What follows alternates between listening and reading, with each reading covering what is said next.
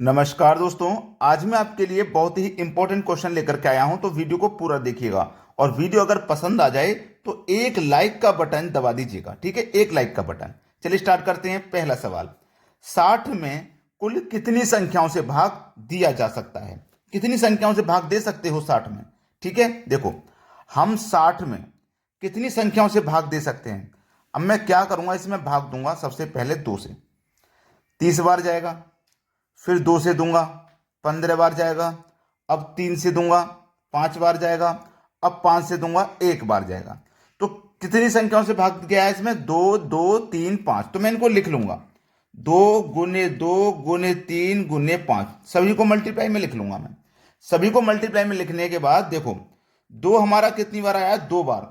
तो 2 की पावर 2 करेंगे, ठीक है, इनटू 3 एक बार आया है ना, तो 3 की पावर 1 करो। 5 एक बार आया है तो 5 की पावर भी 1 कर दो, ठीक है। अब आपको इन संख्याओं से कोई मतलब नहीं है, इनसे कोई मतलब नहीं है, ठीक है। ये जो पावर है ना, इनमें एक जोड़ जोड़ के लिखो। जैसे 2 पावर है तो 2 में एक जोड़ो 3, एक पावर है 1 में एक और जोड़ दो तो 2, एक पावर है इसमें भी एक और जोड़ दो तो 2। बस आपस में मल्टीप्लाई करो। 3 दूने का 6, 6 दूने का 12, आंसर आया 12। यह आपके इस सवाल का ना बिल्कुल सही जवाब है, 12। पहला ऑप्शन बिल्कुल सही है। अगर अभी भी समझ में नहीं आया है तो आगे वीडियो देखिए, एक और क्वेश्चन है ऐसा ही, आराम से समझ में आएगा।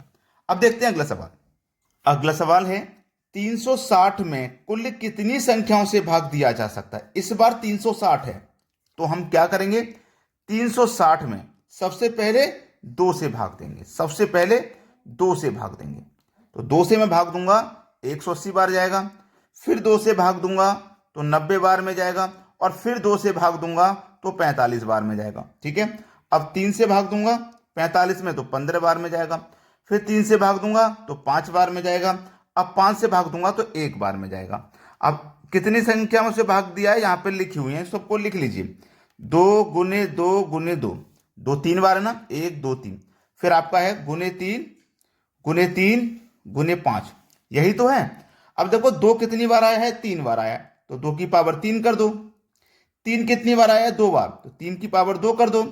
5 आया है 1 बार, तो 5 की पावर 1 कर दो। अब मैंने क्या बताया कि इन संख्याओं से कोई मतलब नहीं, जो पावर है ना इसी में एक जोड़ के लिखो। तो 3 में एक जोड़ के लिखूंगा 4, 2 में एक जोड़ के लिखूंगा 3, 1 में एक जोड़ के लिखूंगा 2। बस इनका मल्टीप्लाई कर लो। 4 तिया 12, 12 दूने का 24।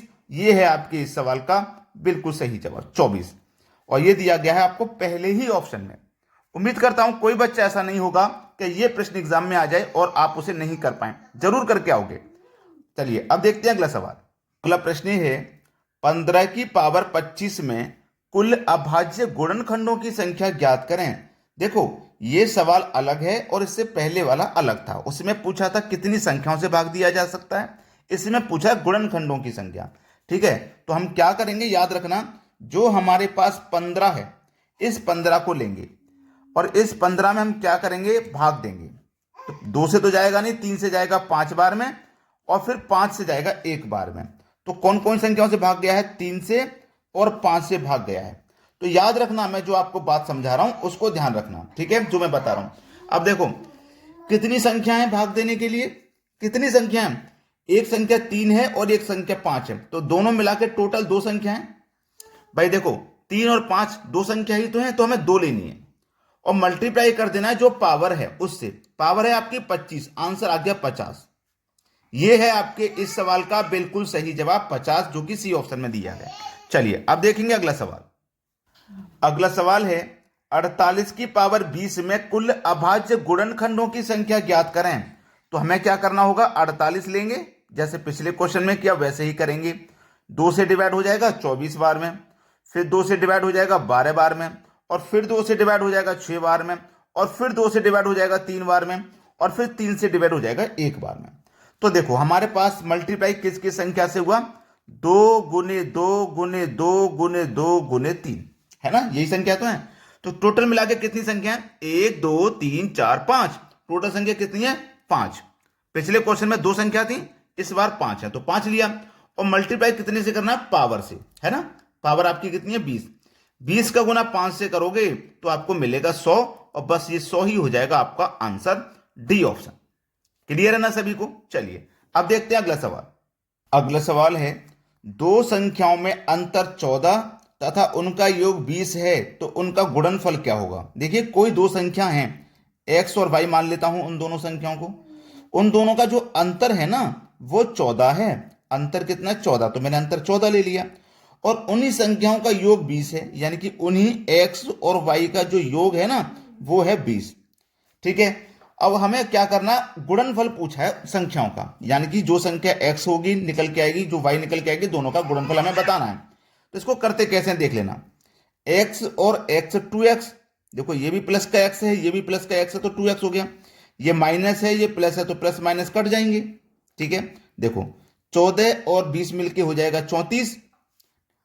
x बराबर 34 के बटे में 2 आ जाएगा, 2 से कटाएंगे 17 बार में, यानी कि x का मान कितना हो गया भैया? 17। अब इस सवाल को करना आसान है, आप चाहे तो समीकरण 1 में रख दो, चाहे समीकरण 2 में रख दो, आंसर आ जाएगा। ठीक है, देखो मैं डायरेक्ट भी इसे बता सकता हूं। हमारे पास x प्लस वाई बराबर कितना था? 20। x प्लस वाई बराबर हमारे पास कितना था? 20, जिसमें से x का मान 17 है। x का मान 17 है, तो मैं 17 में कितना जोड़ूं कि 20 आ जाए? आप बोलो सर 3 जोड़ोगे 20 आ जाएगा, तो y का मान 3 हो गया। हो गया कि नहीं हो गया? अब x का मान है 17 और y का मान है 3, दोनों का उसने गुणनफल पूछा है, तो गुणा कर दो। 17 तिया 51 हो जाएगा। बस आपके सवाल का जवाब है 51, और 51 कहां दिया गया है? सी ऑप्शन में, बिल्कुल सही जवाब। अब देखेंगे अगला प्रश्न। अगला प्रश्न है, दो संख्याओं का योग 42 है तथा उनका गुणनफल 437 है, तो उन संख्याओं का अंतर क्या है। देखो दो संख्याओं का, यानी कि दो संख्या कोई x और y, दोनों का योग कितना है? 42, और दोनों का गुणनफल दे रखा है 437। दोनों का गुणनफल 437 है, तो हम क्या करेंगे, इस प्रश्न को ऑप्शन से लगा सकते हैं। ठीक है, या फिर आपको मालूम होना चाहिए कि 437 किन दो संख्याओं का गुणनफल होता है। अगर आपको डायरेक्टली मालूम है तो आप आसानी से कर पाओगे, वरना आपको ऑप्शन से ही करना होगा। तो मैं पहला ऑप्शन ले लेता हूं 4। ठीक है, मैं मान लेता हूं कि x और y दोनों का अंतर कितना है? 4 है। भाई योग तो दिया गया है लेकिन अंतर नहीं दिया गया, तो अंतर मैं 4 मान लेता हूं, पहला ऑप्शन। चलिए x और x 2x, प्लस माइनस का कट जाएगा, ये 46 हो जाएगा। 2 से 46 कट गया 23 बार में, तो x का मान आ गया 23। x का मान आ गया 23। अब देखो x और y दोनों का योग कितना था? 42। दोनों का 42 था। जब x का मान 23 है, तो मैं 23 में कितना जोड़ूं कि 42 आ जाए? आप बोलोगे सर 19 जोड़ दीजिए 42 हो जाएगा। भाई 23 में 19 जोड़ने पे 42 मिलेगा। तो मुझे यह पता लगा कि x का मान मेरा 23 है और y का मान मेरा 19 है, और दोनों का अगर गुणनफल आ गया ना कितना? 437, तो बिल्कुल मेरा सही है। अगर नहीं हुआ सही तो फिर मैं दूसरा ऑप्शन लूंगा, है ना। तो 23 और 19 का गुणा करो, 19 दिया 57, 57 का 7 हासिल लग गए 5, 19 दूनी 38, 38 में जोड़ो 5 तो हो जाएगा 43। तो ये 437 निकल के आ गया, और 437 ही तो दिया गया है दोनों का गुणनफल, मतलब मेरा पहला ऑप्शन बिल्कुल सही जवाब हुआ। समझ में आ गया ना। अब देखते हैं अगला सवाल। अगला प्रश्न है, भाग के प्रश्न में विद्यार्थी 36 के बदले 63 को भाजक के रूप में लेता है, तो उसका उत्तर 24 था। सही उत्तर क्या है? देखो 63 के 36 के बदले उसने 63 ले लिया। कितना ले लिया? 63। 63 ले लिया 36 के बदले। जब 63 लिया उसने, तो क्या हुआ? उत्तर उसका 24 आया। उसका उत्तर कितना आया? 24 आया। लेकिन सही संख्या हमारी क्या थी? 36 थी।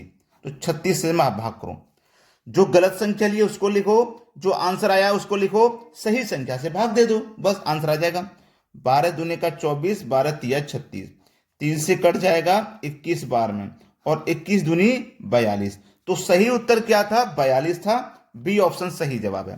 तो फिर से बोलूंगा मैं वही बात कि वीडियो पसंद आया लाइक और शेयर कर दीजिए। ठीक है, और कमेंट में हमें बताया करें कि आपको हमारे वीडियोस कैसे लगते हैं। ठीक है दोस्तों, धन्यवाद।